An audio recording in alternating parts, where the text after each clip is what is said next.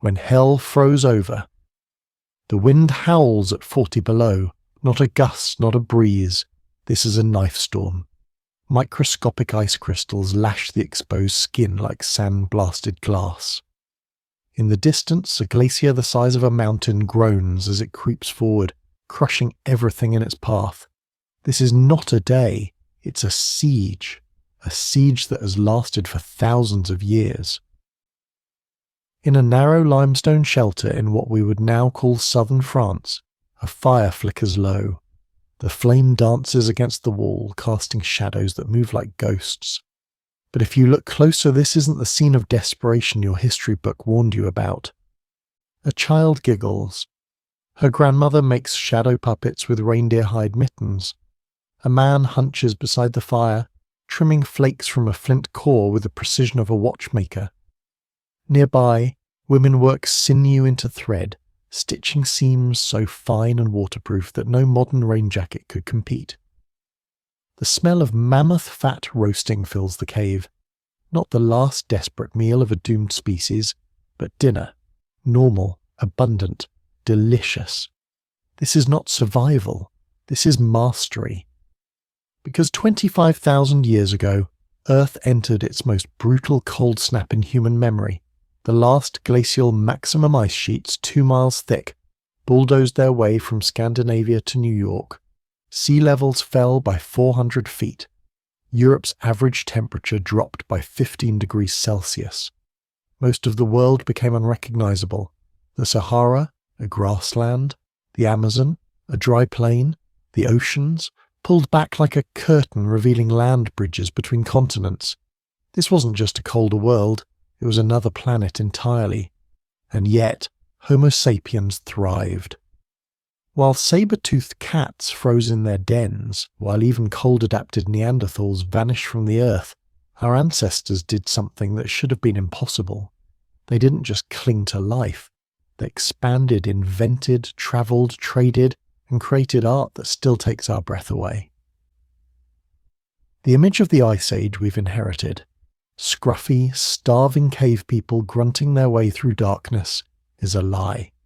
The truth is far stranger and far more glorious. Because this is the story not of endurance, but of evolution under pressure, of people who looked into the frozen abyss and stepped forward. Archaeologists now know that Ice Age humans didn't huddle around single fires for warmth. They built houses from mammoth bones, aligned with architectural precision to withstand polar temperatures. In Russia, one such home used over 60 mammoth skeletons, not piled, placed. Rib bones interlocked like arches, skulls used as foundation stones, tusks bent and anchored into the earth. This wasn't desperation, it was design. At Dolly Vestonese in the Czech Republic, thousands of ceramic figurines lie buried in the lowest soil, fired at high temperatures using complex kilns, 20,000 years before agriculture. In these figurines are not just decorative patterns, but symbols. Theories suggest lunar calendars, fertility records, clan markers. In a time when every calorie counted, someone still found time to make art. In a grave in Sungir, Russia, an elderly man lies buried in ivory beads, 3,000 of them. Each bead took over an hour to carve and polish. His clothing, reconstructed from their position, took 2,500 hours to make. That's not survival, that's couture. These people weren't just making it through, they were making things that last. The stereotypes die harder than the mammoths. We imagine Ice Age humans as brutes. But the evidence tells another story. They were engineers, fashion designers, community planners. They crafted tools with microscopic precision. They stitched garments with insulation properties modern science still can't replicate. They mapped the stars. They played flutes made from bird bones, tuned to pentatonic scales that sound hauntingly familiar even now. And they did all of this while standing at the edge of extinction every single day. To call this a survival story is to undersell it. This is a triumph story. Because when the ice came, it didn't knock politely. It slammed shut the freezer door and turned the key. Temperatures didn't fall gradually. They collapsed. In a geological instant, ecosystems vanished. Migration routes disappeared. Prey species died out. The world changed not over centuries, but in decades. Yet wherever we look, in Europe, in Siberia, in the Levant, we don't find skeletons of the starved. We find innovation, complexity, adaptation. How? Because Ice Age humans weren't lone wolf survivors. They were hyper-cooperators. The most successful technology of the Ice Age wasn't the spear. It was the band small, mobile communities that shared food, knowledge, and responsibility. They cared for injured elders. They taught children to make fire before they could speak fluently. They recognized that the greatest threat wasn't the cold, it was isolation. And above all, they learned. Each generation built on the lessons of the last. Each cave painting wasn't a doodle. It was a manual, a knowledge archive. The red ochre symbols painted across thousands of miles of cave walls might be the world's first form of standardized communication. Not pictures, instructions. They encoded the timing of animal migrations, the phases of the moon, the seasonal changes in fur coats. They mapped not just terrain, but time. What emerges from the dust and bones isn't a story of helplessness. It's a story of people who faced a world designed to kill them and bent it to their will. Because fire wasn't guaranteed, wood was rare, yet they engineered furnaces that burned dung and bone. They crafted fat lamps that could glow for days without refueling. They heated stones, buried them in pits, and cooked with steam. They built systems, not campfires. Clothing wasn't a fur pelt thrown over a shoulder. It was a tailored system of layered insulation designed with an understanding of thermodynamics that would impress a modern textile engineer. Hollow-haired reindeer hide, frost-proof wolverine fur, waterproof stitching so fine it made Arctic travel possible. They didn't survive the Ice Age by chance. They conquered it with innovation, community, and courage. And the proof lies not in what they endured, but in what they built, what they left behind, and the fact that you're here to read these words at all. Because your ancestors didn't run from the cold. They walked into it and won. Welcome to the Ice Age. Welcome to hell frozen over. The day the ice came, the world was warming, slowly, steadily, like a bear waking from hibernation. Forests crept north, chasing retreating glaciers. Grasslands bloomed. Rivers flowed strong with meltwater. For the first time in tens of thousands of years, Ice Age humans saw something they hadn't seen in generations. Hope. They followed it. Families migrated into newly thawed valleys. Reindeer herds returned to ancient trails. Plants once locked beneath permafrost now burst from the soil. A grandmother taught her granddaughter which shoots to harvest. A hunter walked unfamiliar ground and called it home. For a brief moment in deep prehistory, the planet was becoming gentle again. And then, without warning, it snapped. In the span of a single human lifetime, winter returned. Not slowly, not gradually, violently. Around 12,900 years ago, temperatures in Greenland plunged by 15 degrees Celsius. Not over millennia, over decades. Ice cores show the crash in two blows. First, a sudden 5 degrees drop in just a few years, then another 10 degrees. Imagine your town going from a Mediterranean climate to Arctic hell before a child learns to walk. The glaciers came back. Forests died where they stood. Rivers froze solid. In Europe, crops vanished. In the Middle East, wild grains disappeared. Animals changed their migration routes or died trying. The event has a name now, the Younger Dryas. But for those who lived through it, it wasn't a climate anomaly. It was the end of the world. And yet, in the middle of this frozen catastrophe, humans did something extraordinary. They invented agriculture. In a cave near what's now Syria, archaeologists excavating the site of Abu Huraira found something remarkable. In sediment layers just above a band of ancient soot and pollen, a line that marks the younger dryas like a scar, they found change. Below the soot, a paradise. Pollen from wild wheat and barley, seeds of fruit-bearing trees, a buffet of edible plants, and bones from healthy animals. Above the soot, nothing but cold. The fruit vanished, the grains disappeared, the bones grew brittle, sickly. Teeth from human skeletons showed wear, deep grooves from grinding hard grain. And yet those teeth tell the real story. These people didn't starve. They adapted. Faced with extinction, the villagers of Abu Huraira began doing something no human had done before. They planted the few grains that survived. They watered them, guarded them, experimented. Slowly, painfully, they began to grow food. Farming wasn't an invention born of prosperity. It was born of panic. Scientists still argue about what triggered the younger dryas, but the leading theory reads like a prehistoric disaster movie. As the Ice Age thawed, the retreating North American glaciers left behind a monstrous freshwater lake, Lake Agassiz. Larger than all the modern Great Lakes combined, it sat behind a fragile ice dam. Then, the dam broke. An ocean's worth of fresh water surged into the North Atlantic, disrupting the ocean currents that ferried warmth to Europe. The planet's climate system didn't adjust.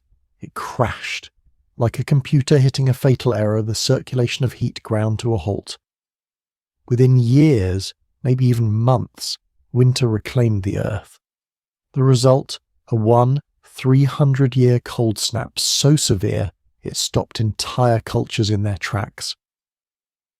In North America, the legendary Clovis culture vanished. Their distinctive stone spear points, once found from Alaska to Mexico, disappear from the archaeological record. It's as if they were erased.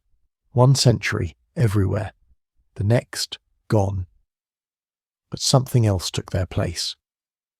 At the Folsom sites, new tools emerged. Smaller, more refined, better suited for a shifting world. Coastal peoples turned away from megafauna and learned to harvest the sea. River communities tracked the spawning cycles of fish. Hill tribes built traps instead of hunting mammoths. The megafauna died, but the humans didn't. The Younger Dryas didn't just test humanity, it transformed it. It forced us to innovate, or perish. At a site called Jericho, a tiny cluster of mud brick houses began to appear. Not tents, not caves, permanent structures. Their builders had learned to tame grain and store it. This was new, radical, world-changing. Agriculture wasn't a smooth curve upward. It was a desperate leap sideways. The evidence is written in bones. Life expectancy dropped.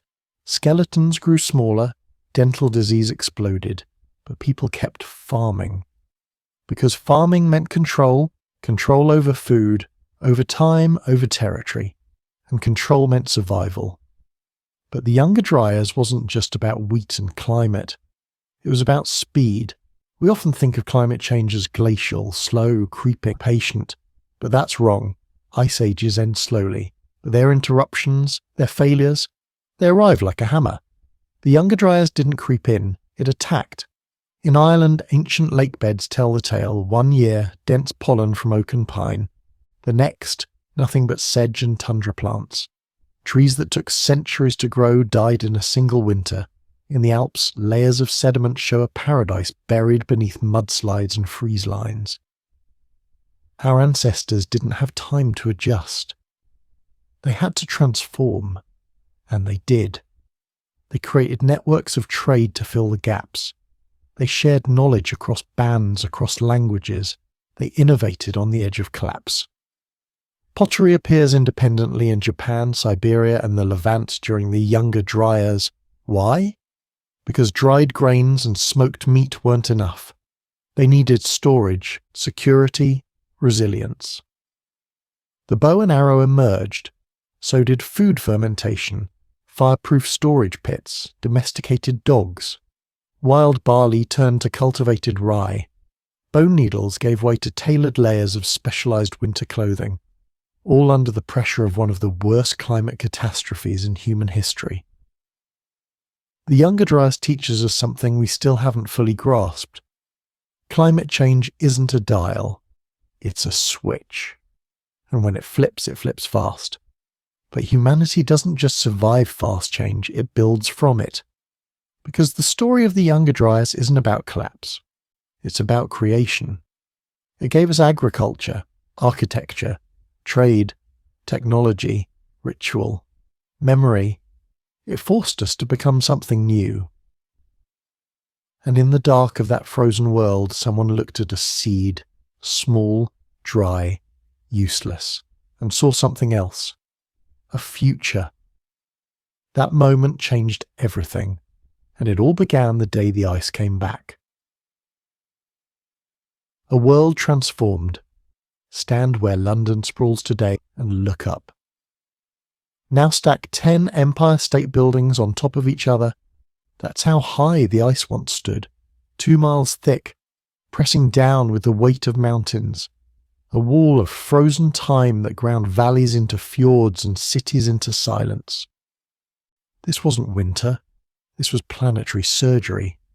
15,000 years ago, the world didn't look like the one we know, not even close.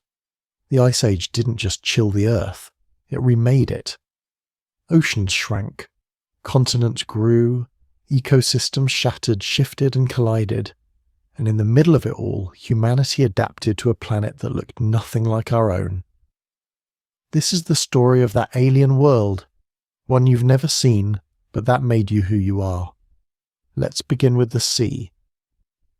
During the last glacial maximum, so much water was locked in ice that global sea levels dropped over 120 meters, about 400 feet picture, draining the oceans until entire coastlines peeled away like layers of old skin.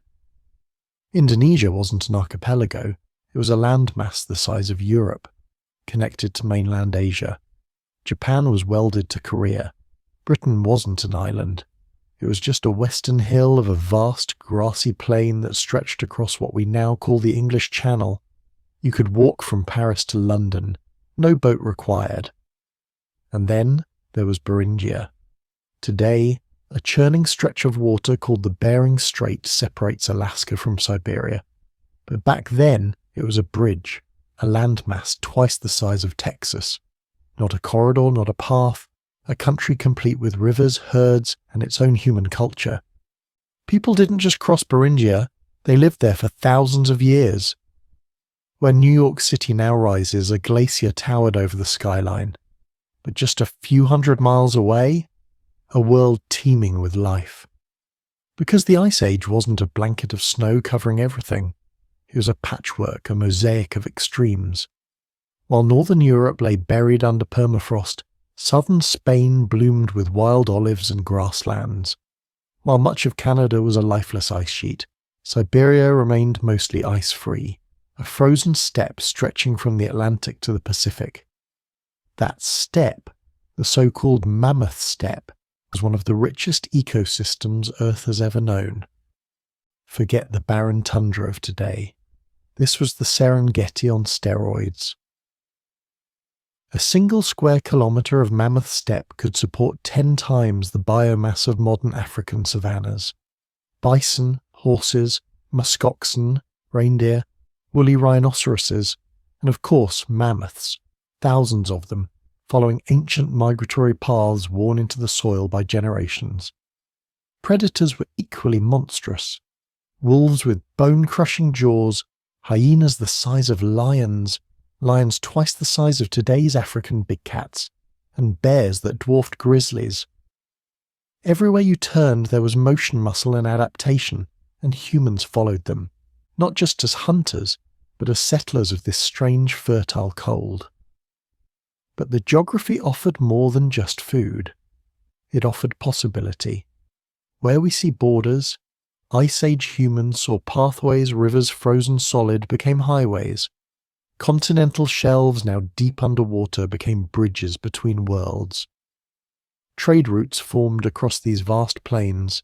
Amber from the Baltic made its way to the Black Sea. Obsidian from Central Asia ended up in the Arctic. Shells from the Mediterranean travelled north into the heart of Europe. There were no maps, just memory. No passports, just kinship networks.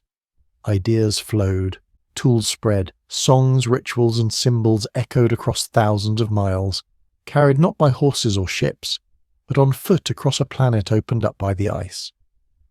But perhaps the most shocking transformation was in the sky. Clear skies dominated summer. Why? With less ocean to evaporate and more land covered in ice, Earth's albedo, its reflectivity, increased. Clouds retreated. The air was dry, the sun harsh, but the light was spectacular. In Arctic summers, daylight never ended. 24 hours of golden glow created a surreal world where night didn't exist. And in the winters, darkness for months, deep, silent, cold, and yet, even here, life thrived. At the Yana River in Siberia, above the Arctic Circle, humans built a permanent settlement 32,000 years ago. They didn't merely survive the polar night, they embraced it, crafting lamps, sewing tailored garments, and building insulated dwellings that could hold warmth for days. We're taught to fear the dark, the cold, the unknown. Ice Age humans didn't fear it, they mastered it. But this world, this sprawling, reshaped Earth, was not eternal. It was balanced on a knife's edge. 1 degree too warm and glaciers retreated. One shift in ocean currents and entire ecosystems collapsed. And yet in that fragile, beautiful chaos, humanity flourished. Not because the world was gentle, but because we adapted to the brutal. We didn't wait for the Earth to make space for us. We carved it out step by frozen step. The modern world is built on the bones of that Ice Age planet. Our coastlines, our climates, even our myths come from it. Flood legends? They're echoes of the moment when sea levels rose and swallowed entire landscapes. Ancient migrations? They were made possible because the seas fell. Our very bodies, our stamina, our endurance, our need for community were forged in the crucible of that transformed world. So when you look at a map, imagine the water drained. Imagine the glaciers towering over New York. Imagine the mammoths grazing where London now stands. Imagine a family crossing a sunlit plain where the English Channel waits below. Because the world we lost shaped the one we built. And the people who crossed that world didn't walk through a frozen wasteland. They walked through a planet reborn, a world not destroyed by the cold, but made by it. The needle that saved humanity, firelight flickers across her face, wrinkled, weathered, focused. In her hands a sliver of polished bird bone no bigger than a matchstick. She doesn't speak. She doesn't need to. Her fingers move with the memory of hundreds before her. She threads a length of sinew so fine it's almost invisible, through a tiny hole at the end of the bone. And just like that, the world changes. This is the invention of the eyed needle. A tool so simple, so overlooked, that it rarely makes the headlines in human history. But without it, you wouldn't exist. Because in a world where temperatures could kill in minutes, the needle didn't just stitch hides. It stitched humanity's future. Before the eyed needle, early humans wore animal skins, but crudely. Draped, wrapped, tied. They were effective enough for mild climates. But when the Ice Age deepened, crude coverings were no longer enough. Wind sliced through gaps. Snow crept into folds. Body heat escaped like steam from a cracked pot. At -40 you had an hour, maybe, before hypothermia took your hands, your mind, and then your life. The solution didn't come from brute strength or fire. It came from bone. Tiny, carved, sharpened, pierced bone. With it, humans could now sew, not lash, not wrap, but construct clothing with deliberate seams, form-fitting, layered, weatherproof, clothing that turned fur into armor, that turned survival into sustainability. that turned children into the next generation. At Denisova Cave in Siberia, archaeologists uncovered one of the oldest known eyed needles. Over 50,000 years old, perfectly preserved, it still fits thread, still functions, still holds the ghost of its maker's hand. Each needle represents a cascade of discoveries. Which bones are strong but flexible? How do you pierce a perfect eye without splitting the shaft? What angle creates the sharpest tip? This wasn't crude tinkering, it was engineering, and it spread fast. By 35,000 years ago, humans were producing specialized needles. Thick ones carved from mammoth ivory for heavy outerwear, medium ones from swan bones for insulating mid-layers, ultra-fine ones from rabbit bones for decorative details. They weren't just making clothes. They were inventing the world's first textile system. At the Laprelle Mammoth site in Wyoming, 32 needle fragments had been found. From at least 13 different animals, foxes, hares, birds, even the now extinct American cheetah. Why? Because each animal offered a different property: strength, flexibility, water resistance, insulation. These weren't scraps stitched together in desperation. They were collections' resources, chosen not for availability but for performance, and what they produced would put modern outdoor gear to shame. In Sungir, Russia, a man was buried 28,000 years ago, dressed in a masterpiece. His garments were decorated with 3,000 mammoth ivory beads, each one carved and polished by hand. Archaeologists reconstructed his outfit from the bead positions: fur leggings, a long-sleeved tunic, boots, a belt, a hat, and a cloak. Every layer deliberate, every seam functional. The full ensemble took over 2,500 hours to make. That's not survival, that's sophistication. And here's what makes your jaw drop. Modern Arctic clothing still follows the same principles: moisture-wicking base layers, insulating middle garments, windproof outer shells. The Inuit parka, still considered the pinnacle of cold-weather design, is almost identical in structure.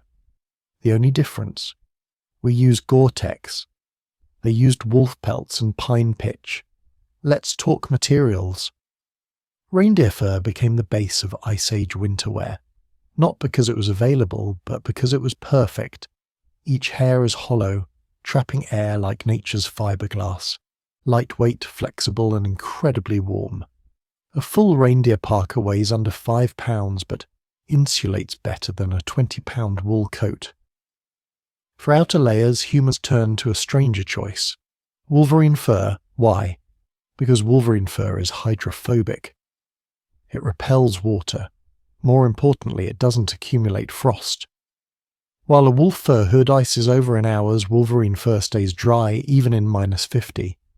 Modern Arctic explorers still haven't found anything better. But the brilliance wasn't just in materials, it was in design. At Arancandia in Italy, the burial of a young man tells the story. Over 400 shell ornaments, arranged in patterns that mirror clothing seams. Archaeologists reconstructed his outfit: a shell-decorated cap, a cloak with a fur fringe, shell garters on fur-lined leggings, boots stitched with waterproof seams. This wasn't thrown together. This was designed, and children weren't left behind. At multiple Ice Age sites, we find miniature garments. Not crude scraps, but scaled-down versions of adult gear with the same fur choices, stitching techniques, and layered structure. At one Siberian site, a child's parka was made from 30 ground squirrel pelts, each one carefully prepared and sewn together in a complex pattern that balanced mobility with warmth. These people understood insulation at a molecular level. One full Ice Age outfit could require 5 reindeer for main garments, 5,100 small mammals for inner linings, 2-3 wolves for trim, 1 bear for sleeping furs. Each stitch represented not just craftsmanship, but a successful hunt, a warm child, a future generation. And here's the twist. These garments weren't just worn. They were lived in. Recent studies show that the innermost clothing layers developed beneficial microbiomes, bacteria that regulated body temperature and reduced infection. Like a sourdough starter, these clothes aged with the wearer, becoming better with time. Modern science calls it bioengineering. Ice Age humans called it living. The archaeological record is filled with these moments, tiny fragments of bone, beads, sinew and fur that whisper stories of innovation under impossible pressure. They didn't just cover their bodies, they reshaped them. They turned cold into opportunity, turned scraps into systems, turned fashion into function so refined it still influences modern design. We build synthetic jackets in laboratories. They did it with stone tools and garbage and leftover bones from dinner. And they built clothing so effective it made migration into the Arctic possible, allowed bands to thrive in temperatures that would flash freeze a modern hiker in minutes. The eyed needle isn't just a tool, it's a turning point. It marks the moment when humans stopped reacting to nature and started engineering around it. When we stopped wearing skins and started shaping futures, and all of it, our coats, our boots, our baby clothes, our parkas, our civilization, was born from a hole in a bone, 3 inches long, 3 millimeters wide, a needle that didn't just sew fur, it stitched together survival, and in that survival, it made us unstoppable. Dressing for the apocalypse. She starts with the softest layer skin turned inside out, so the downy feathers brush against her own. It's Arctic turn, light as breath, warmer than anything modern synthetics can achieve. It wicks moisture away from her body the moment it forms. Against her skin, it's not just comfort, it's life insurance. Outside, the wind howls at 40.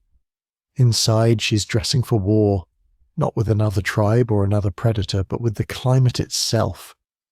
And every layer she adds is a battle tactic. This is not fur, it is engineering, because by 25,000 years ago, Ice Age humans had developed a clothing system so advanced that no one, not even modern mountaineers with $1,000 gear, could survive without copying it. This is the story of how we beat the cold, not with fire, not with shelter, but with precision fashion for the apocalypse. The second layer, a tunic made from Arctic hair fur. It is sewn with the grain running downward, shedding snow like roof tiles. The sleeves are attached not with knots or sinew loops, but with surgical stitching so fine water can't penetrate. Pine pitch mixed with charcoal seals the seams, waterproof, windproof, lifeproof. She moves easily.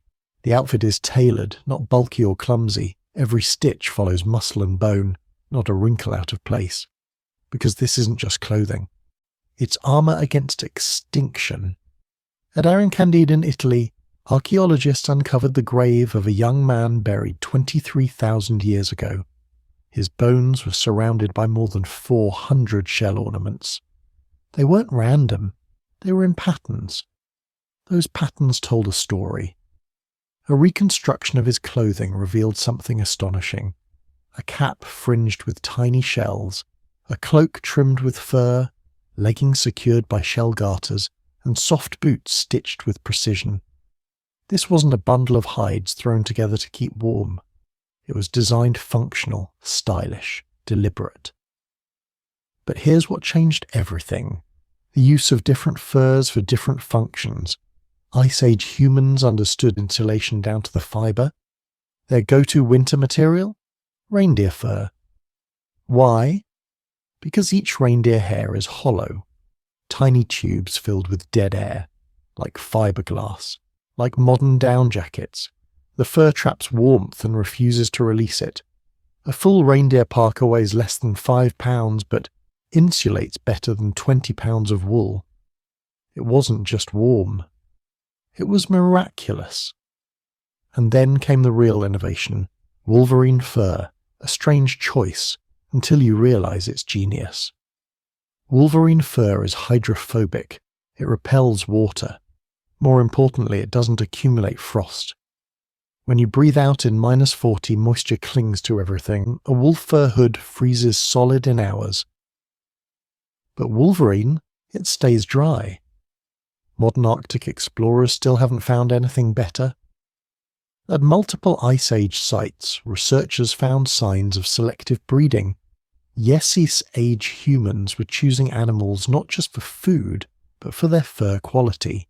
In Russia, at Kostenki 25000, year-old tailoring artifacts revealed geometric fur patterns, decorative trim, and sewing techniques that wouldn't appear again until medieval cobblers invented boots with separate soles. They were cutting multiple types of fur for specific roles: base layers, mid-layers, trim, accessories. It was a modular system. They weren't making clothes. They were building ecosystems you could wear. And children? They didn't get scraps. They got custom builds. At a Siberian burial site, archaeologists found a child's parka made from 30 individually prepared ground squirrel pelts. Why squirrels? Because their fur is light, soft, and moves with the child. The garment wasn't just warm. It was mobile, optimized for play, running, learning. The mathematics are staggering. To outfit one person for a full Ice Age winter, you'd need 5 reindeer for the main garments, 5,100 small mammals for linings, 2-3 wolves for trim, 1 bear for a sleeping robe, and countless smaller animals for accessories. That's not just fashion. That's logistics. Each stitch, each fur, represents a successful hunt, a clean preparation, a perfect fit.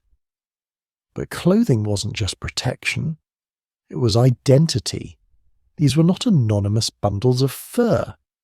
They were statements, ornaments, clan symbols, patterns that could be read like tattoos. Recent studies show that ancient needles weren't only used for function, they left behind threads dyed with plant pigments, beads sewn into hemlines, decorations that served no thermal purpose at all. Because when everyone is dressed in fur, how you wear it matters. A spiral of wolf teeth on your chest, a row of dyed fringe, that wasn't decoration. That was your passport, your signature, your story. And here's the part that would make a modern materials scientist stop breathing. The garments regulated temperature biologically. Inner layers, worn next to skin for months, developed beneficial bacteria, a kind of clothing microbiome. It helped regulate heat, fended off infection, preserved skin. Like a living exosuit, these outfits got better over time. Some researchers believe that these garments may have had their own smell identity, each band's clothing producing a signature microbial bouquet. Functional, social, psychological, and completely invisible. Modern cold weather gear costs thousands and uses petroleum-based polymers and decades of design. Ice Age humans achieved better performance with bone tools and trash. At Kostenki needles rival modern steel in fineness. Threads were made of twisted sinew and tendon. Pitch-based adhesives held seams together in water and ice. They created breathable, layered, modular clothing in a world where failure meant death. And it wasn't improvised. It was passed down, taught, refined. A legacy sewn stitch by stitch, generation by generation. Today we manufacture performance clothing in labs, but we're only rediscovering what they already knew. Layering? They did it. Moisture wicking? They perfected it. Windproof seams? They invented it. Thermal regulation? They wore it for months at a time. They didn't dress for fashion. They didn't dress for function. They dressed for perfection base, because anything less meant extinction. And they pulled it off not with factories or fibre optics, but with eyes, bone and firelight. They dressed for the apocalypse. And they won. Cities of bone.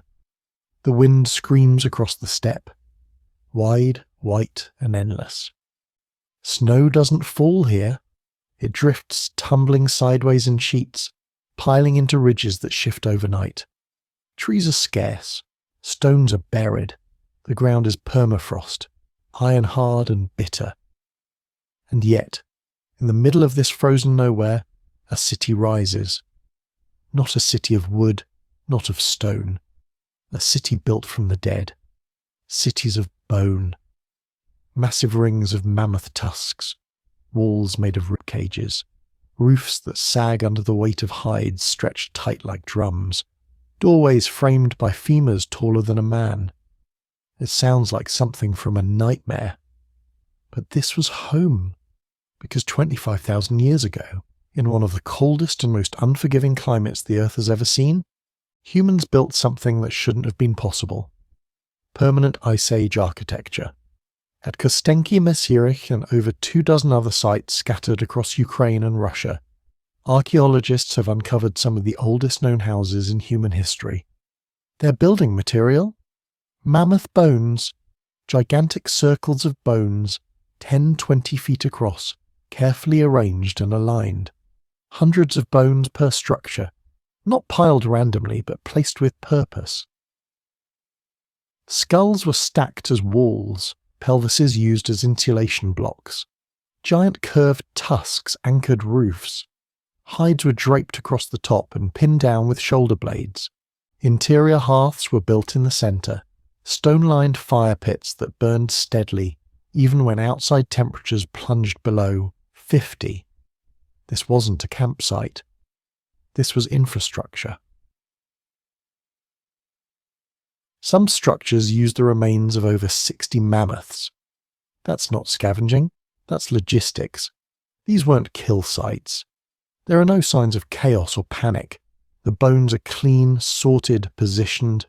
People didn't stumble across this material, they planned for it. Imagine it. Hunting parties tracking mammoth herds year after year, marking migration paths, timing the kill, preserving every part, not just for food but for construction. Because mammoth bones aren't just big.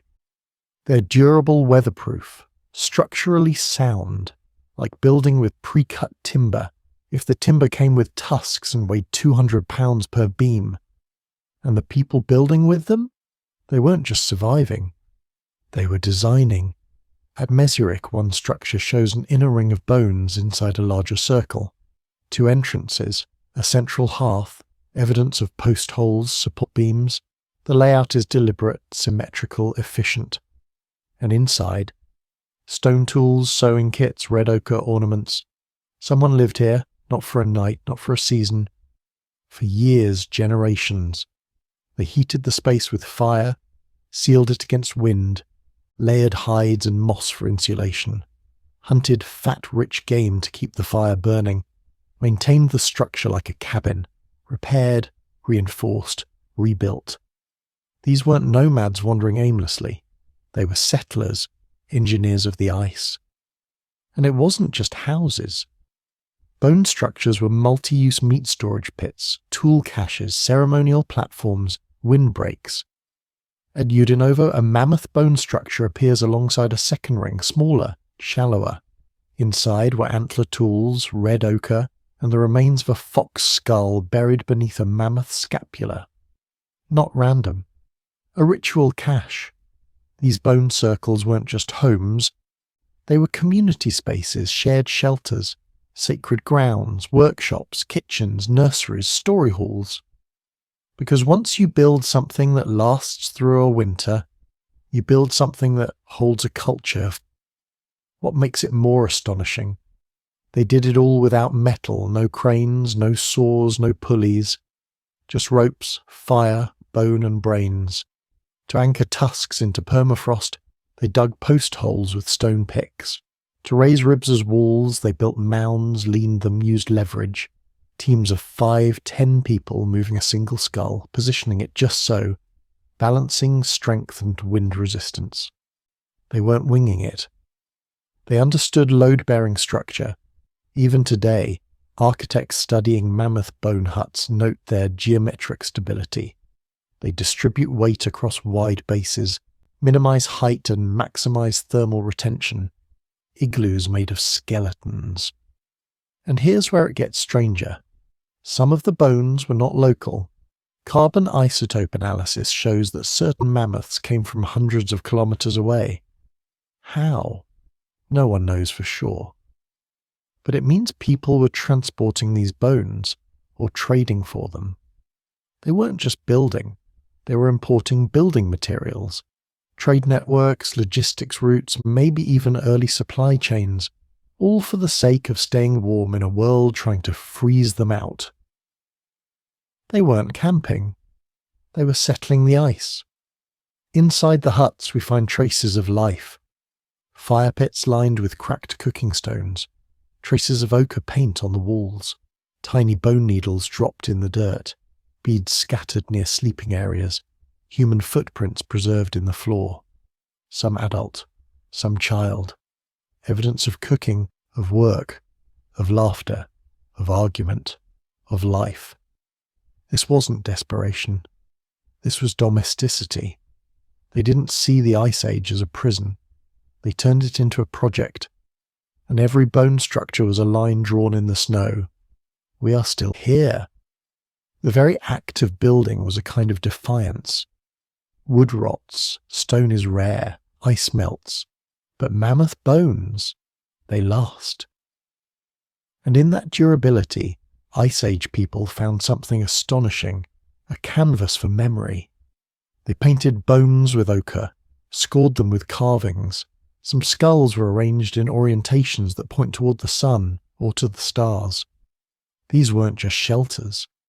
They were archives, family records, clan symbols, burial sites, places where myth and memory and mammoth converged.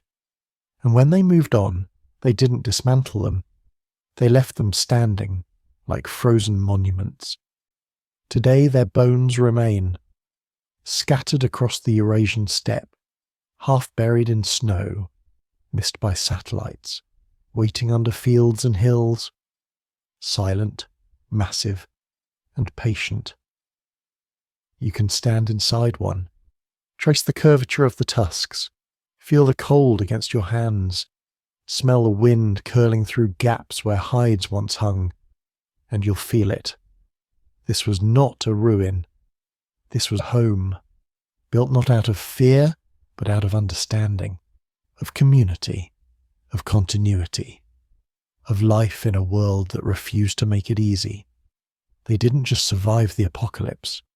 They built cities in its heart, and they built them out of bone. The fires that never died, the snow falls sideways. Wind rips through the valley like a blade, scouring the earth, bending trees into prayer. Nothing moves, nothing dares. Except for one thing, a glow, faint, steady, beating like a heart inside a mammoth bone hut. Fire. It crackles in defiance. Smoke curls upward through a hole in the roof, sucked into the screaming dark. Children sleep beside it. A woman boils marrow. A man rubs his hands near the flames, eyes half closed, not for warmth, but for memory. Because in a world colder than death, this isn't just heat. This is civilization. Fire is older than us. Before we were Homo sapiens, before language, before tools, fire already burned, first feared, then tamed. But during the last glacial, maximum fire wasn't just a convenience. It was everything. The cold was absolute. In the worst winters, temperatures plunged below 60 degrees Celsius. Wood was scarce. Food froze solid. Hands went numb in minutes. Without fire, you didn't just freeze. You starved, you suffocated, you vanished. So humans did what we always do when pushed to the edge. We innovated. Let's start with the obvious. Wood burns. But where do you get wood in a treeless tundra? Answer, you don't.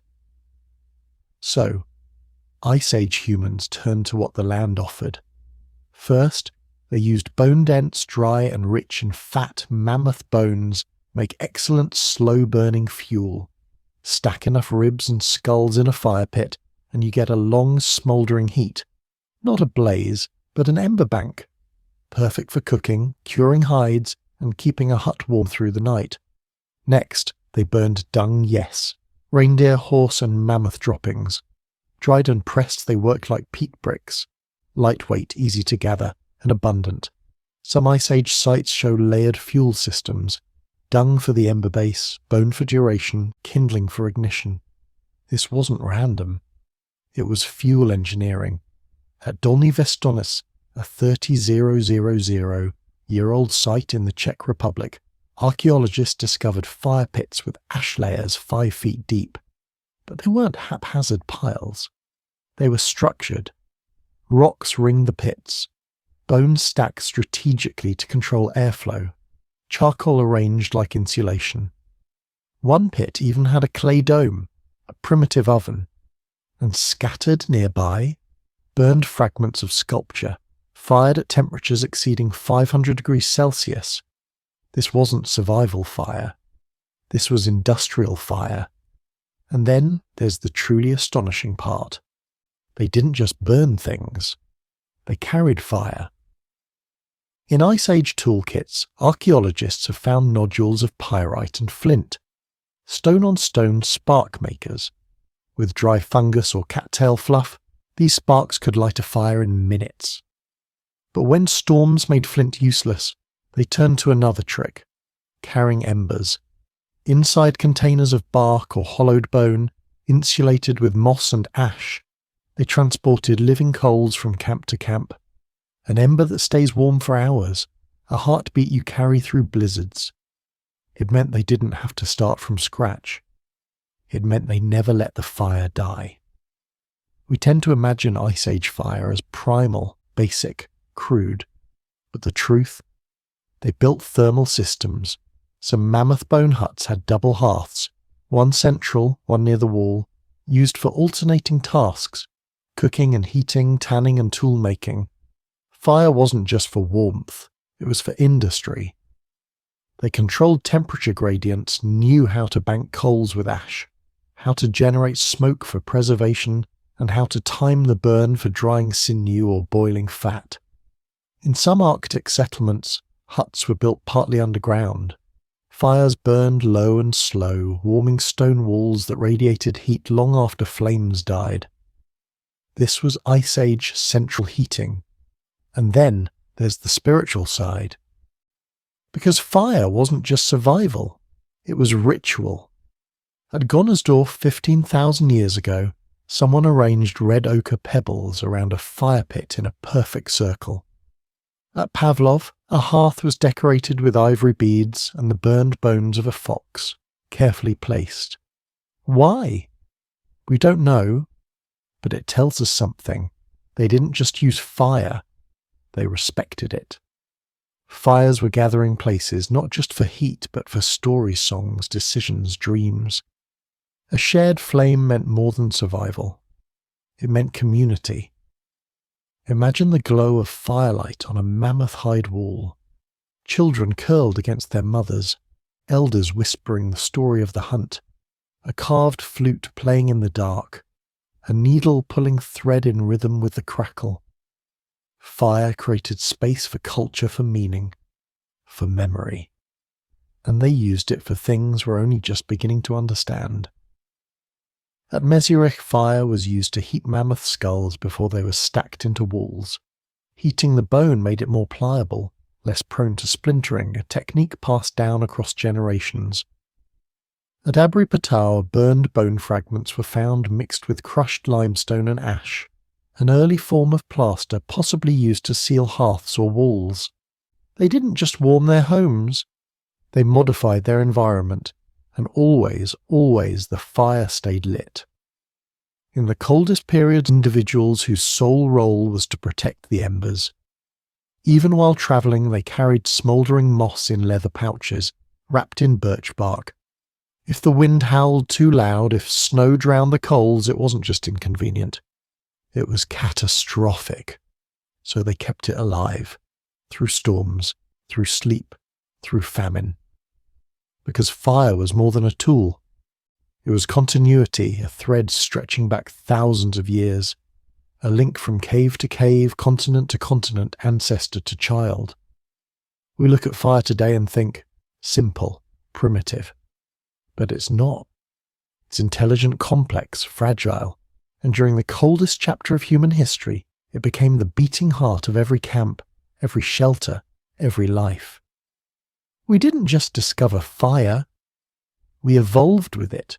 We shaped it, protected it, improved it, shared it. And in doing so, we created the warmth that would carry us into the future.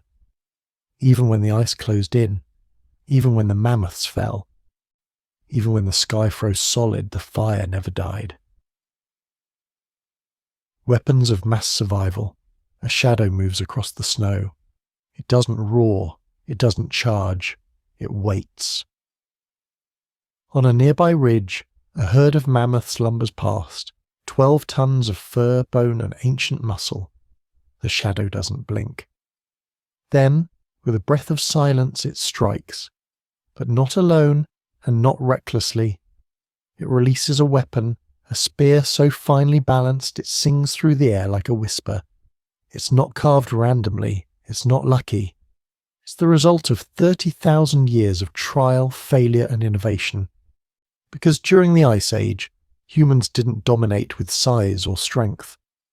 We won with weapons of mass survival. Forget the crude caveman with a stick myth. Ice Age hunting tools were technologically advanced, and in some cases, shockingly modern. Let's start with the most iconic store. The spear. Simple, right? Sharpened stick. But Ice Age spears weren't sticks. They were engineered projectiles, made from straightened wood, heat-hardened and polished smooth. The tips? Razor-sharp stone, bone, or even mammoth ivory hafted with pitch and sinew, balanced to fly true. Some were 2 meters long, designed not to stab, but to saw. And how did they throw them? Not with brute strength, but with the atlatl. The atlatl. Prehistoric ballistics. An Ice Age invention so effective it remained in use for tens of thousands of years. The atlatl is a spear thrower, a carved wooden lever that extends the thrower's arm by over 1/2 meter. With it, a human can hurl a dart faster than any Olympic javelin. Measured in modern tests, atlatl-thrown spears can reach 120 kilometers per h with deadly accuracy. That's not just hunting, that's warfare science. And then there were the darts. Not the bar darts, you know. These were long, flexible, feathered projectiles, designed to bend in flight, absorb vibration, and hit hard. Some had replaceable tips, barbed bone that detached on impact, tearing deeper if prey tried to flee. Others had grooved shafts designed to whistle in flight, possibly to coordinate hunting teams or distract prey. Sound crazy? Modern bow hunters still use whistling arrows, their Ice Age version just didn't have patents. But when it came to big game throwing alone wasn't enough. You needed reach, power, penetration. That's where the thrusting spear came in. Held in both hands, used in formation, rammed into a mammoth's gut after a coordinated chase. Some were fire-hardened, others had serrated stone blades to tear through hide. And they weren't used alone. Hunters worked in teams, driving prey into marshes, cornering it against cliffs, confusing it with smoke and noise, then striking as one. This wasn't random violence. It was tactical execution, and not everything they killed was massive. They hunted reindeer, horses, wild cattle, ibex, seals, hares, birds, and fish, each requiring a different tool. So they built modular kits, throwing sticks for birds, nets made from twisted sinew, bolas, weights tied to cords thrown to entangle limbs, harpoons with toggling heads that locked into prey like modern spear guns. At the site of Yana RHS in Siberia, archaeologists found a harpoon made of mammoth ivory, with a detachable head, carved barbs, and a groove for blood channeling. It was perfectly weighted, and it was made 28,000 years ago. Let's talk materials. They didn't just grab what was lying around. They used what worked best. Flint sharp, splintered clean, ideal for blades. Obsidian volcanic glass, sharper than surgical steel. Antler springy, light perfect for impact tools. Sinew tendon cord, strong as nylon, used for binding. Birch pitch natural glue, waterproof and flexible. Bone and ivory, durable, moldable, ideal for points and handles. These people weren't improvising. They were manufacturing. Some sites even show workshops, dedicated areas where tools were made, tested and repaired. And the Ice Age toolkit wasn't just about killing, it was about efficiency, because a mammoth wasn't dinner. It was a season's worth of calories, if you could preserve it. So after the kill, they used flint knives to butcher with surgical precision. Cut lines show tendon separation, joint dismemberment, marrow extraction, fat storage techniques. They rendered fat over low fires, packed meat in ice, smoked strips inside huts. Their weapons didn't just kill, they fed families for months. But the weapons weren't just physical, they were cultural. Many spear points are carved with notches symbols and marks. Some may have indicated ownership, others ritual use like lucky charms or clan identifiers. At El Miran Cave in Spain, a spear tip was found buried next to a woman's remains, carved with a repeating spiral. What did it mean? We'll never know, but it tells us one thing: weapons weren't just tools, they were stories, passed down, inherited, revered. And then, the most chilling innovation of all: traps. At Schöningen, Germany, archaeologists uncovered evidence of drive lanes, wooden stakes and trenches designed to funnel herds into tight spaces.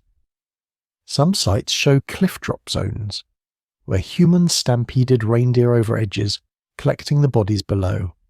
It wasn't elegant, but it was efficient, because when the climate tries to kill you, romance dies fast. Only function survives. And somehow, through all of this, humans didn't just feed themselves. They became apex predators, not by accident, not by chance, but by building a toolkit so deadly, so modular, so intelligent, that it worked in every environment on Earth desert. Sling and blade. Jungle, spear and trap. Tundra, harpoon and heat-hardened wood. They didn't need claws or fangs. They had obsidian and organization, and they rewrote the balance of power. By the time the glaciers began to melt, humans had hunted nearly every continent. Not for sport, not for war, but for life. Every spearhead, every harpoon, every dart wasn't a weapon. It was a vote against extinction, and every one of them mattered, because survival wasn't guaranteed. It was earned. Point first. The Stone Age toolkit. It begins with a rock. Not just any rock. A rock that fits perfectly in the palm, one side flattened, the other chipped to a razor edge. It's cool, heavy, balanced. This is not debris. This is a tool, and it's about to change everything. Because by the time the Ice Age reached its peak, humans weren't just surviving with random shards. They were building toolkits, standardized, specialized, intelligent, and they didn't stop at stone. They were creating composite technologies, tools made from multiple materials engineered with precision. This isn't the caveman cliché. This is the birth of human engineering. Long before the bow, before the wheel, before metal, humans developed something arguably more powerful. The modular toolkit. At sites like Abri Pataud, Dolny Vestonicei and Kostenki archaeologists uncovered thousands of tools, but not randomly scattered. They were sorted, selected, and carried with intent. Ice Age people weren't improvising. They were equipping. Imagine opening a pouch at your waist. Inside, a core flake knife, a burin for engraving bone, a scraper for hides, a retouched blade for fine cutting, tiny microliths wrapped in hide for replacement. This wasn't a junk drawer. It was a Swiss Army knife, 30,000 years early. Let's break down the main components. Stone, the core material, but not just any stone. They used flint, obsidian, chert and jasper, each chosen for how it fractured. They weren't smashing rocks, they were applying controlled pressure, flaking using bone or antler punches to chip blades with surgical precision. Some blades were thinner than paper, sharper than steel. Modern tests show that obsidian scalpels from Ice Age sites can cut 10x finer than a metal blade. And these blades weren't thrown away. They were retouched, resharpened again and again like modern razors. Composite tools. Here's where it gets brilliant. They didn't just use stone on its own. They created multi-part tools, blades set into wooden handles with resin and sinew. Stone wasn't the weapon, it was the tip. Examples: spears, flint points hafted onto shafts using pitch and tendon. Knives, long stone blades glued into bone handles. Saws, rows of microliths embedded in grooves for serrated cutting. Drills, flint points spun by hand or bowstring to bore bone and wood. Each one optimized for task, material, and repeat use.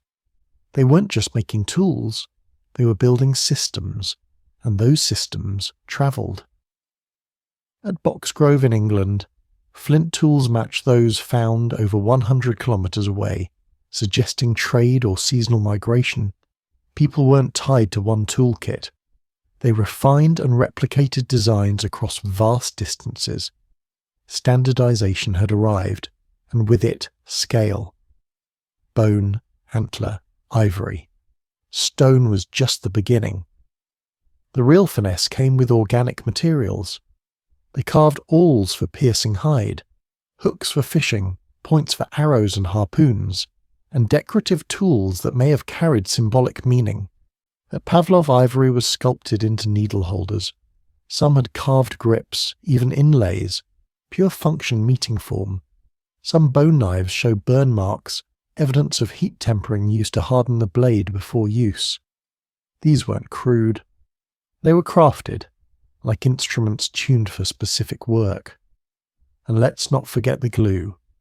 Yes, a sage glue. Made from birch bark tar, pine pitch, or charcoal sinew mixtures, it was used to fix blades into handles, waterproof seams, and hold microliths in place. Some adhesives were layered, sticky on one side, hardened on the other. Lab tests on residues show molecular complexity. In modern terms, composite epoxy with organic binders, made with fire, pressure, and patience, without a single factory. So what did they actually use these tools for? Everything. Hunting, shaping spears, arrows and traps. Processing, butchering game, cleaning hides, preparing marrow. Crafting, building huts, shaping clothing, carving art. Cooking, digging fire pits, cracking bones, shaving fuel. Healing, cutting herbs, opening abscesses, scraping skin. Art, engraving symbols, etching bone, shaping musical instruments. At Gough's cave, blades were used to carve fine chevron patterns into human bone. Some speculate it was ritual cannibalism, others a form of mourning. Either way, the tools were precise enough to write with. And they weren't disposable. Every flake mattered, every shard had value. Blades were reshaped into burins, scrapers into drills. Broken tools became projectile inserts. Nothing was wasted. Modern archaeologists call it maximizing utility per gram. Back then, it was called survival. Even more astonishing, some tools were never used. At sites like Sunghear burials include untouched blades, polished, perfect, but clearly ceremonial. Why? We don't know. But it suggests they saw tools as more than functional. They were status identity, maybe even spiritual offerings. And then came the miniaturization revolution. Microliths. Tiny flakes, often less than an inch long. Alone, they're fragile. But set into wood or bone in rows, they become arrowheads, fishing barbs, composite knives, saws. Some even show signs of poison application, resin coatings from toxic plants used to take down large prey. These weren't scrappy fixes. They were modular technology. If one broke, replace the piece, not the whole tool. Just like modern engineers design devices with interchangeable parts, Ice Age humans did it first. And here's the part that shifts everything. At Abricastanet, a toolkit was found next to a woman's remains. Dozens of tools, engravers, scrapers, microliths, awls, organised. Some even sharpened for a left-handed user. This wasn't a man's grave. It was a craftswoman's. The idea that only men made tools? Gone. Innovation was communal. So what is the Stone Age toolkit, really? It's the first sign that humans were no longer just adapting to nature. We were engineering our way through it. We built tools with purpose, carried them across continents, customized them by task and hand. And from that innovation came better clothing, better shelters, better food, better odds. It wasn't just survival. It was optimization. And it started with a rock. The plant revolution. Nobody talks about. We picture the Ice Age diet in extremes. Mammoth ribs roasting over open flame, spears dripping with reindeer blood, men with red-stained hands standing over piles of bone. Meat. Always meat. But that image is incomplete. Because buried beneath hearth ashes, hidden in stone cracks and trapped in ancient calculus on fossil teeth lies a different story. A quieter story. One of roots, seeds, leaves and grindstones. Of fibre and starch and boiling pits. Of a revolution not forged in the hunt, but in the soil. This is the plant revolution nobody talks about, and it changed everything. Let's start with the evidence. At Ohalo 2, a 23,000-year-old site on the shore of the Sea of Galilee, archaeologists found something astonishing. Wild wheat and barley grains. Not scattered, not random. Stored, sorted, burned. Someone had gathered these grasses, cleaned them, and prepared them near a hearth. But that's not the breakthrough. The breakthrough was the tool nearby. A grinding stone, smooth, dark, worn in a perfect oval. It wasn't decorative. It was used to turn seeds into flour. Now imagine that. Flour in the Ice Age. Not sliced bread. Not bakeries. But the earliest version of it, portable, storable calories unlocked through planning, tools and fire. It meant more than just survival. It meant strategy. Because you don't eat grass seeds unless you know which ones are edible, how to dehusk them, how to dry and grind them, how to cook them, and how to do it every season. That's not instinct. That's culture. And this wasn't an isolated case. Across Europe, Asia, and Africa, in caves and camps tens of thousands of years old, we keep finding charred tubers, grain residues, nutshells, plant fibres in feces, starch granules in dental plaque. In Italy, 32,000 year-old grinding tools held traces of acorns and cattail starch, processed into paste or flour. In Russia, people boiled lily roots rich in carbohydrates but deadly raw. Cooking neutralized toxins. They didn't just gather, they transformed. So, what were they eating? Let's break it down. Starchy tubers like camas, yams, and cattail roots, nuts, hazelnuts, acorns, leached and ground, pine nuts, seeds and grains, wild barley, oats, and sorghum fruits berries, rose hips, crab apples, hawthorn, greens and shoots nettles, wild onions, mustard leaves, spices juniper, garlic, and even hints of wild mint in cooking pits. This wasn't filler. It was nutrition by design. Each item chosen, timed, prepared. They weren't foraging. They were managing wild pantries, a Gesher Beno Yaakov in Israel, dating back nearly 780,000 years. Charred remains show over 55 types of edible plants, including legumes, fruits, seeds, and roots. No fire and forget meat diet. A biodiverse menu shaped by terrain, season, and knowledge passed down in stories, rituals, and routines. In colder climates, they dried berries and tubers. In warmer zones, they roasted nuts in ash beds or cracked them with hammerstones. And they didn't just eat for calories. They ate for medicine too. Let's talk fibre. Because the average Ice Age human consumed over 100 grams of fibre per day. That's triple the modern recommended amount. Why does it matter? Fibre feeds gut bacteria. Gut bacteria boosts immunity. Strong immunity means surviving infection, injury, and childbirth. And guess where they got it? Plants. Those bitter roots and chewy leaves weren't punishment. They were pharmaceuticals. Even Neanderthal dental calculus shows traces of yarrow and chamomile, plants with no food value but powerful medicinal effects. That's not accidental. That's diagnosis. Cooking was part of the revolution too. Roasting, boiling, fermenting. Fire unlocked calories in roots and grains the body couldn't digest raw. Boiling pits lined with hides or bark were used to gelatinize starch, the first step toward porridge. Some sites even show multiple hearths, one for meat, one for plant processing. The separation matters, because it means they knew how to optimize heat timing and flavor for different food types. Not random scavengers, but chefs of survival. And here's the kicker. This knowledge predates agriculture.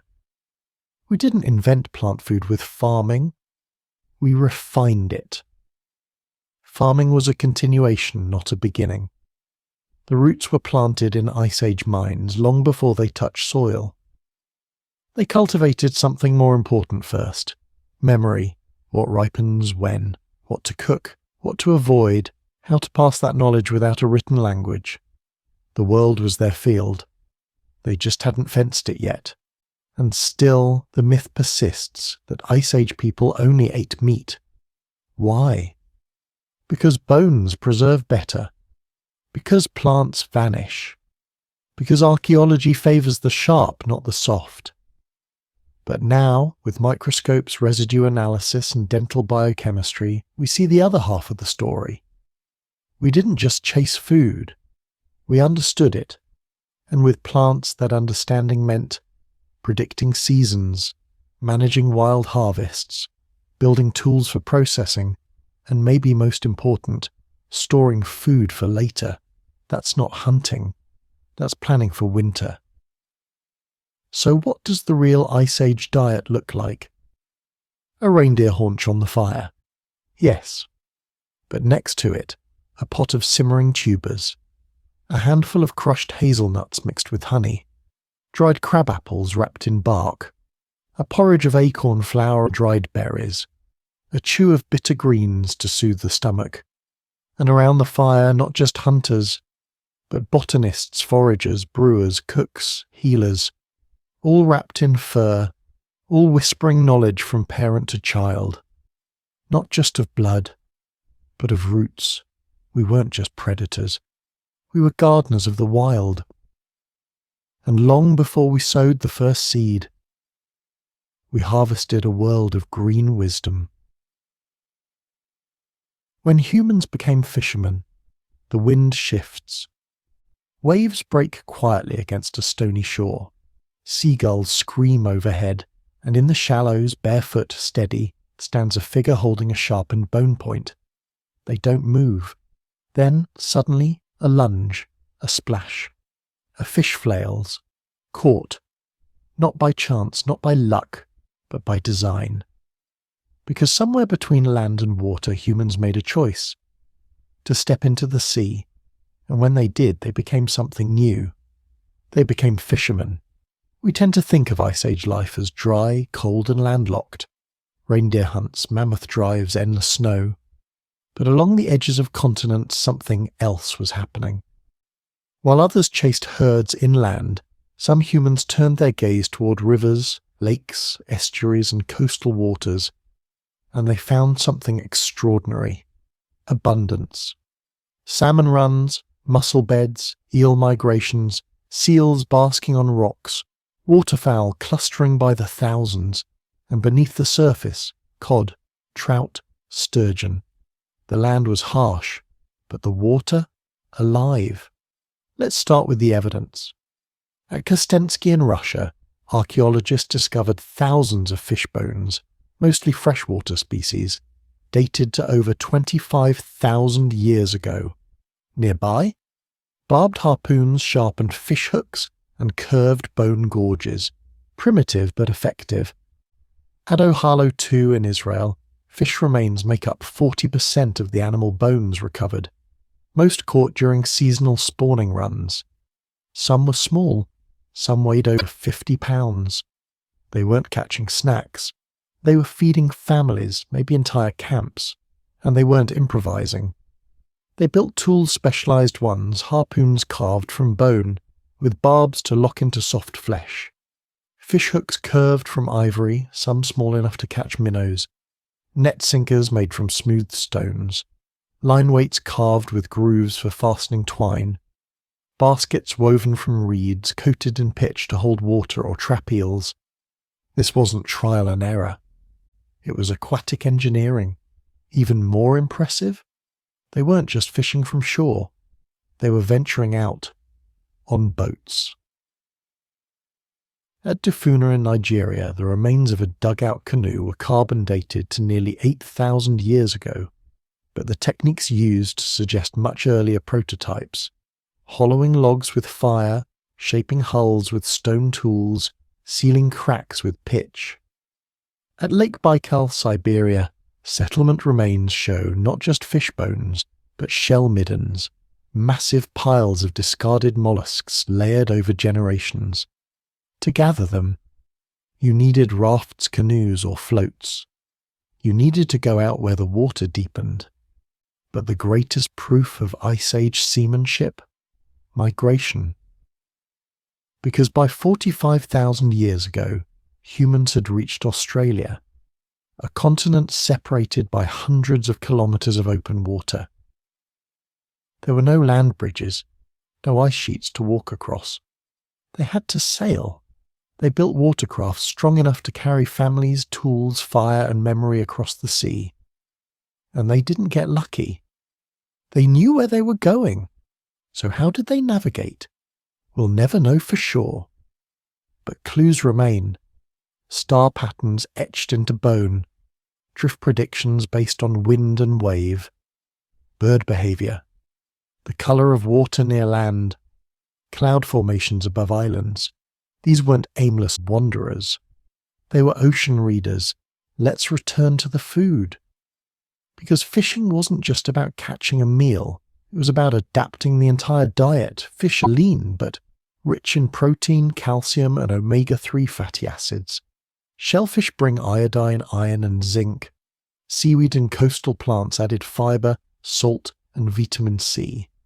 And aquatic mammals, seals, otters, sea lions offered fat reserves no land animal could match. In colder zones, where plant food was scarce, seafood became the difference between life and scurvy. And they didn't just eat it raw, they processed it.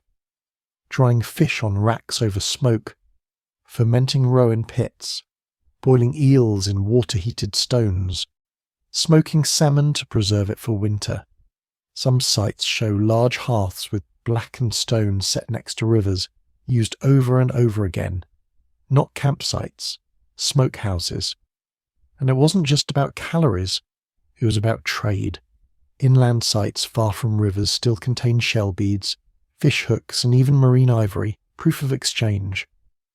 A basket of dried fish might travel 200 kilometers. A rare shell might carry the weight of prestige.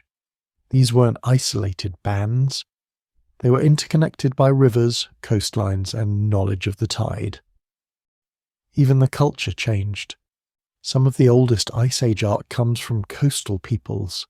Fish carved into bone, seals etched into cave walls, shell necklaces buried with the dead, harpoon tips painted with ochre, maybe as symbols of skill or as offerings to the sea. Because when you fish, you learn a new rhythm. You wait. You read currents, not footprints. You learn timing, not tracking. It rewires the brain, and it rewired us. We often tell human history as a march inland away from water toward farming towards cities. But that's not the whole story. Some of our ancestors stayed near the shore, and there they built something lasting. Not temples, not pyramids, but a relationship with the sea, with nets and hooks and rafts, with salt and smoke tide. And that knowledge, it spread. From the Nile to the Yangtze, from the Baltic to the Bering Strait, from lake shores to ocean cliffs. Humans became fishermen, and they never stopped. We sailed before we farmed. We fished before we wrote.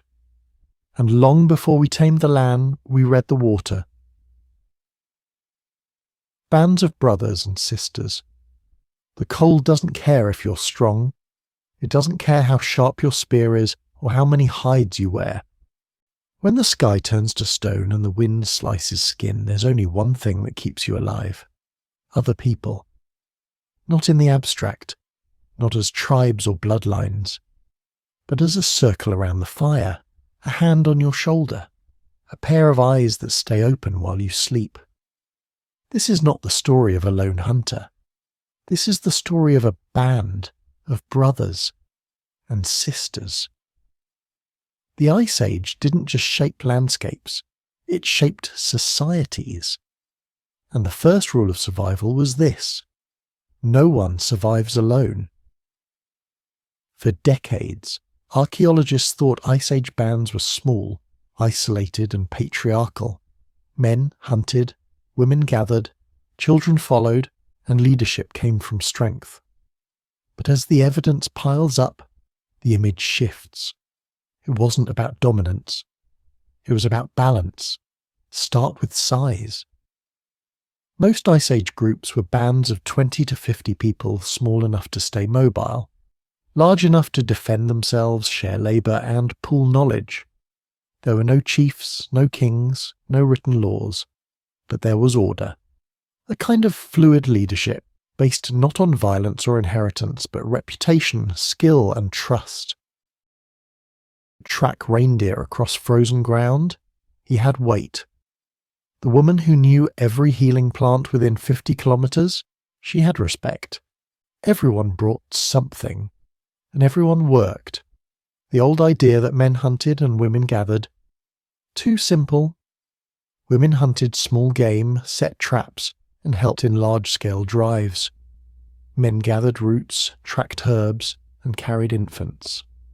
Children were involved early, learning to sew, to scout, to listen. Elders preserved memory, oral maps, tool-making tricks, danger signs. This wasn't division. This was cooperation. Even food reflected that. When a reindeer fell, it didn't go to the killer, it went to the group. Bones found at Ice Age sites are stripped evenly, signs that meat was shared, not hoarded. Some bands likely had food pooling systems rotating duties and resources across days or weeks. Because selfishness, it got you cold, hungry, and alone. And in the centre of it all, the fire. More than warmth, it was a place to gather, to pass tools, to tell stories, to look each other in the eye. If someone was missing from the fire ring, it meant something was wrong. The fire wasn't just light in the darkness. It was the heartbeat of the band. Let's talk about gender. In Ice Age graves, men and women are often buried with equal care. At Sunghear, a young girl lies beside carved ivory spears, beads, and red ochre, just like her male counterpart nearby. At Dolny Vestnice, a female figure is buried with a fox pelt and tools. She wasn't background. She was central. This suggests a world where women weren't passive. They were hunters, healers, artists, matriarchs. Brothers and sisters, not masters and servants. And when conflict came, violence was rare. Unlike later agricultural societies, with walled cities and warrior castes, Ice Age bands left few signs of warfare. Most skeletons show no trauma, no mass graves, no burned villages. This wasn't utopia, but it was egalitarian. When disputes arose, people likely walked away, splitting into smaller groups until tempers cooled. Land wasn't owned, resources weren't taxed, leadership wasn't inherited. It was a world built not on power, but on presence. Marriage wasn't about politics or property, it was about connection. Bands traded partners between groups, forming webs of alliance and genetic diversity. A child might be raised by multiple adults, not just parents. Some bands may have practiced group parenting where care rotated daily. This distributed stress, protected the weak, made childhood less fragile. It also made the group stronger. Because when love is shared, so is resilience. And still, the bonds ran deeper. Evidence from burial sites shows inter-band funerals, where visitors traveled to attend rites, bringing gifts or carvings. Grief wasn't private. It was communal. The dead were not discarded. They were honoured. Some bodies were painted in red ochre, some laid with tools, some buried under mammoth bones. Each one a story preserved in stone. Each one a reminder that you were never alone. Not in life, not in death. And when times grew hard, when ice swallowed the land, when the mammoths fled, when the sky went white for months, survival meant more than food. It meant trust, knowing someone would share their last dried berries, that someone would carry you when your leg gave out, that someone would whisper a song in the dark just to keep you breathing. This was the real technology of survival, not flint, not fire, not fur. But each other, we think of evolution as survival of the fittest. But in the Ice Age, it was survival of the kindest, the most cooperative, the most adaptable to others. Because in a world trying to kill you, being selfish wasn't brave. It was a death sentence. So yes, they had spears. Yes, they hunted giants. Yes, they lived in bone huts and wrapped their babies in hides. But they also laughed. They told jokes. They played music. They cried together. They held on to each other. And that's what carried us through the storm. Not strength, not smarts, but the circle we formed around the fire. The grandmothers who saved us. By Ice Age logic, she should have been useless. She couldn't run, she couldn't hunt. Her joints ached in the cold. Her skin was thin, her womb was still, but her eyes? They had seen everything, and in a world where survival could hinge on a single mistake, that vision was priceless. She wasn't weak. She was indispensable. Because when humans evolved to live long after they could reproduce, they didn't just gain time, they gained grandmothers. And grandmothers changed everything. It's called the grandmother hypothesis, a radical theory in evolutionary anthropology that says postmenopausal women didn't just live longer than expected. They made everyone else live longer too, not by bearing more children, but by keeping the ones already born alive. In most mammals, fertility marks the end of life. Once the body stops producing offspring, it exits the story. But not with humans.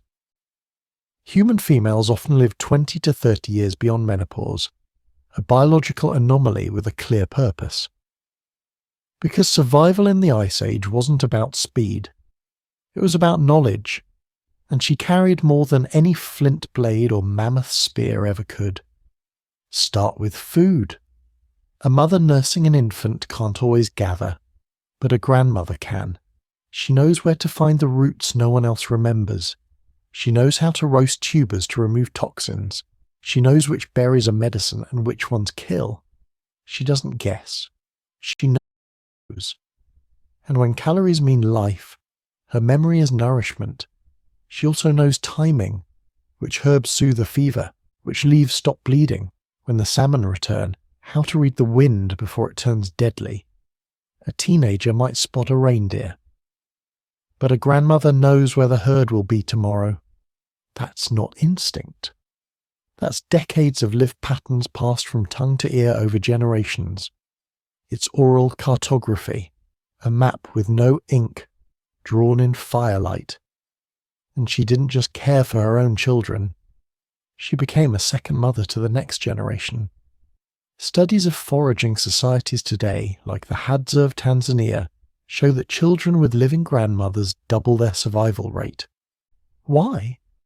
Because grandmothers feed them, bathe them, teach them, watch them when mothers can't. They reduce infant mortality, extend weaning periods, and give mothers time to have more children without risking the ones they already have. In Ice Age terms, a grandmother wasn't an extra mouth. She was an insurance policy against extinction. But she wasn't just a caretaker. She was a teacher.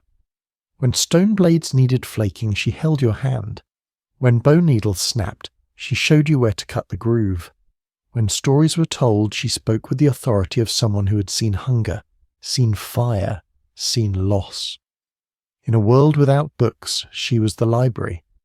And if the band lost her, they didn't just lose a person. They lost a generation of memory. Let's talk about shelter. Most Ice Age structures were complex. Mammoth bone frames, layered hides, turf insulation. Who taught the next group how to build them? Not trial and error. It was instruction, and it likely came from someone who had built 20 before.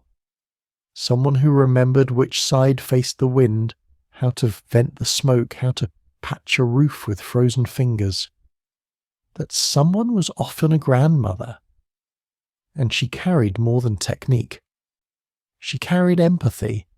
When a baby cried through the night, when a father didn't come back, when a mother bled too long after birth.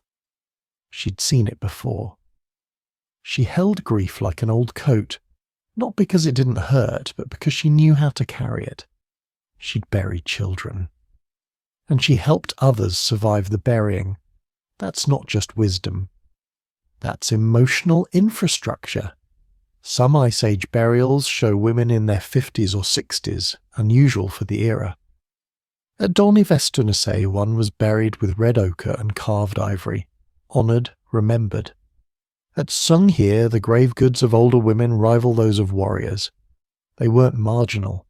They were central, and when a grandmother died, her tools were passed on. But her stories?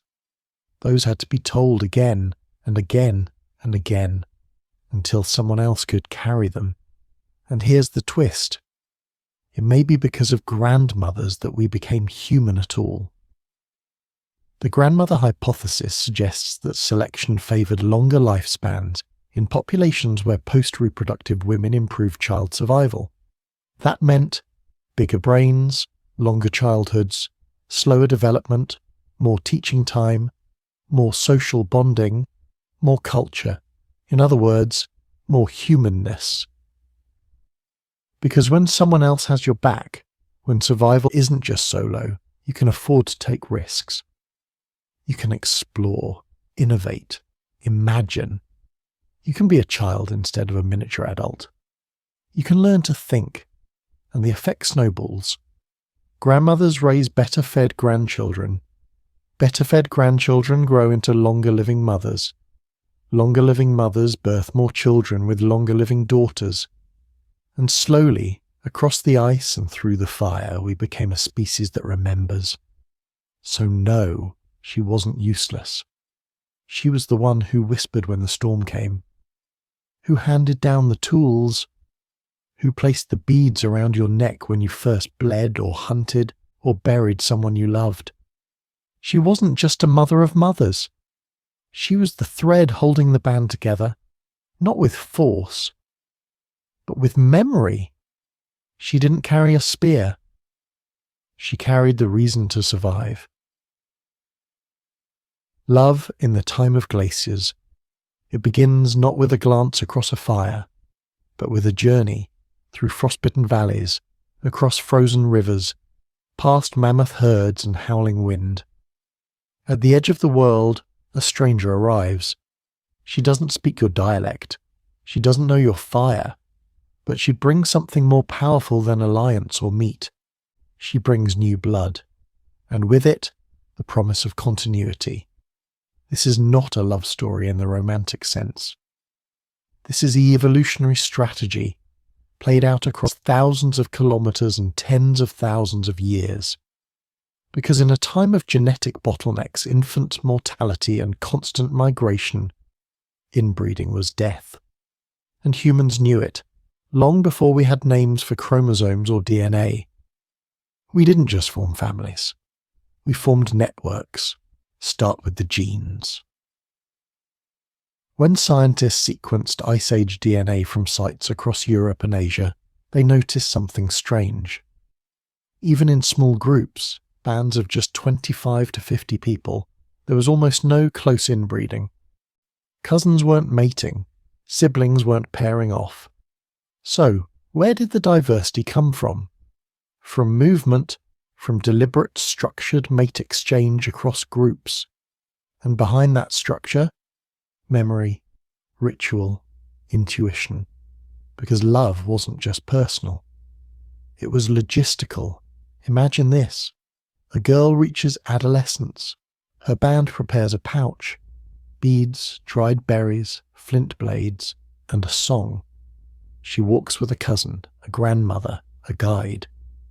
3 days later, she arrives at another band's camp. She'll stay the winter, maybe longer. They'll observe, trade stories, eat together, sleep beside the same fire. If harmony forms, she stays. If not, she moves on. This wasn't abduction. It wasn't conquest. It was exchange, voluntary, respectful, often female-driven, and this wasn't rare. Across the Upper Paleolithic world, this pattern repeats. In Songhear, genetic analysis shows 2 adolescents buried side by side were unrelated, despite being raised together. At Kostenki, DNA links show long-distance mixing, individuals from different parts of the continent ending up in the same grave. In El Miran Cave, Spain, the remains of a woman were genetically traced to ancestors hundreds of kilometers east. They didn't stay put. They wove a continent together. But why? Because diversity wasn't optional. It was medicine against stagnation. Biologically, yes, but also culturally. A new partner meant new stories, new songs, new hunting techniques, new genetic advantages. She may have brought a sharper flint napping method. He may have taught a better trapping technique. Her people might know a plant his don't. Each exchange was a spark, and sparks kept the fire alive. And the bonds went both ways. If she joined his band, her children would carry her dialect, her bloodline, her myths. If she returned to her home, she'd bring gifts, shell beads, amber, obsidian. Some were practical. Some were emotional currency, tokens of love, trust, and memory. We see these exchanges in burial sites. Necklaces made from foreign shells. Amber beads hundreds of kilometers from their origin. Obsidian blades traded across mountain ranges. Each one a trace of a relationship. Each one a whisper. We knew each other. And it wasn't just about youth. Elder women travelled too. As guides, as negotiators, as midwives. Some likely helped escort young brides to distant bands. Some may have moved after the death of a mate, seeking new alliances, new purpose. Their experience made them diplomats of the Ice Age. What about emotion? Can we speak of love really? We can't excavate feelings, but we can look at behaviour. Graves with partners buried hand in hand, ochre carefully painted on cheeks, ornaments placed with tenderness, offerings burned over bones. This wasn't mating for function. This was mourning, which means there was attachment, which means there was love, not in our modern sense, but in a form shaped by survival, scarcity, and warmth shared beneath hides. And the children. They were bridges, carriers of two worlds. Their genetic code held the future, but their songs carried the past. Because with every bond forged between bands, stories merged, a tale of the ice from one group, a legend of the moon from another, a lullaby from a mother, a hunting chant from a father, passed down, stitched together, remembered. This is how culture scaled, through partnership, through mobility, through love, and they kept track. They had no books, no family trees, but they had memory. Who came from where? Who was whose sister? Who was welcome? Who wasn't? Some suggest Ice Age bands used totems or animal associations as identifiers, clan symbols to prevent incest. Others say tattoos or markings did the job. Whatever the method, it worked. Because for 30,000 years in a frozen world where death came quick, humans avoided genetic collapse. We didn't just survive, we mixed. And out of that mixing came strength, not just of body, but of mind. Because to bond across language barriers, you need empathy. To welcome strangers into your fire, you need trust. And to hand over your daughter, your son, your heart to another group entirely, you need hope. Hope that they'll be cared for. Hope that they'll return. Hope that your name, your people, will continue. And so they moved. Across tundras, along coasts, through forests and mountains, not aimless, but searching, not just for food, but for each other. Because love wasn't a luxury. It was a survival strategy. It built alliances. It spread genes. It shaped humanity. And when they sat around the fire, in the flicker of mammoth fat and pine pitch, they told stories not just of what they hunted, but of who they met, who they missed, who they chose. And that's how we made it through the cold. With a hand held out and a heart wide open. The bridge at the end of the world, the sea is gone. Where today the Bering Strait splits Asia from Alaska in a restless channel of grey-green water, there once lay something very different, a bridge. But not the kind made of wood and rope. This was land, solid, cold, windswept. A vast plain of tundra and ice stretching over 1,000 kilometers wide. Beringia. It wasn't just a path between continents. It was a world of its own, and for the people who crossed it, or stayed behind, it was home. We picture Beringia as a frozen tunnel, a one-way street to the new world, but that's only half the story. Because long before humans spread into the Americas, they lived in Beringia for generations. They hunted here, they raised children here, they died and were buried here. This wasn't a stopover. It was a civilization on the edge of the ice. Let's go back. Around 30,000 years ago, global sea levels dropped, trapped in glaciers that stretched across continents. The ocean receded, revealing a massive landmass between Siberia and Alaska.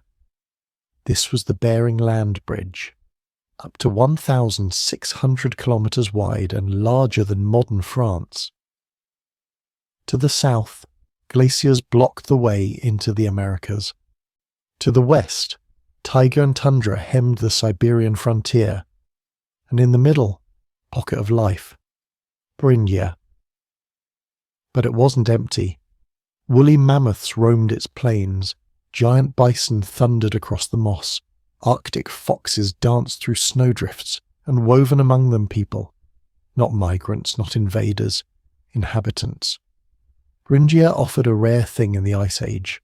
Stability. Its climate was cold but not glacial, It had fresh water, wood, game, fish, shelter, and most importantly, it had space. A place to breathe, to build, to wait. Because the route south into the Americas was blocked by towering ice sheets, glaciers kilometers thick, so they stayed. And in staying, they adapted. What did Beringian life look like? It wasn't easy. The wind was constant, the winters brutal, but the sea teemed with fish. The rivers swelled with salmon, caribou passed in predictable cycles. And the people there didn't just survive. They thrived. They built semi-permanent camps. They tanned hides and carved bone tools. They passed on stories, skills, names. Some call it a refugium, a place where life persisted while the world froze. Others call it a cradle, the birthplace of the first Americans. Either way, Beringia was more than a corridor. It was a memory carved into the bones of our species. And then everything changed. Around 15,000 years ago, the ice began to melt. Glaciers retreated, new rivers formed, sea levels rose, and two critical routes opened: a coastal path along the Pacific shore, an ice-free corridor through the heart of Canada. The road to the Americas was finally clear. And the people of Beringia? They moved.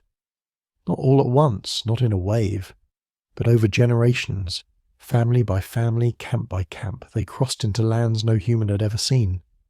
They didn't know it was a new continent. They didn't know they were the first. But they felt it. The forest thicker, the rivers warmer, the land unfamiliar, unclaimed. They followed game. They planted memories. They left footprints in mud that would become fossilized maps. In Chile, a site called Monte Verde shows humans living in South America over 14,000 years ago. Proof that the journey from Beringia was swift, bold, and vast. They reached the tip of the world long before most thought possible. And what did they bring with them? Not just genes. They brought culture, Beringian tools, stone flakes, bone awls, ivory beads, are echoed in early American sites. Beringian hunting strategies, mammoth ambushes, fish traps, spear throwers, were adapted to new ecosystems. They didn't start from scratch. They transplanted a way of life, and just as important, they brought stories, legends carried in lullabies, directions woven into walking songs, names for stars, rivers, dangers. Across the Americas, oral traditions speak of journeys from the north of crossing waters, of lands that vanished into the sea. They remember Beringia, even after the bridge was gone, because it is gone now, flooded as the glaciers melted, submerged beneath the rising Pacific. Today, the Bering Strait is ocean again, just 80 kilometers across, but impassable to foot. The land is lost, but its impact is not. Every indigenous American carries the legacy of that crossing, not just in DNA, but in culture, language, resilience. We are here because someone long ago looked at a frozen world and said, "We go forward," and not everyone crossed. Some stayed behind in Beringia, what is now eastern Siberia and Alaska. Their descendants still live there today, Yupik, Chukchi, Inuit. They remember the stories too. And they share something with the people far to the south. The rhythm of Ice Age survival, the skill to read wind, to hunt on ice, to pass on what cannot be written. Beringia was never just a place. It was a threshold, the last step before the leap, the edge of the known world. And when we stood on it, wrapped in fur, tools at our sides, wind in our faces, we didn't hesitate. We crossed. Because the fire never stayed in one place. It moved. From hearth to hearth, from hand to hand, from Asia to Beringia, and finally into the heart of the Americas.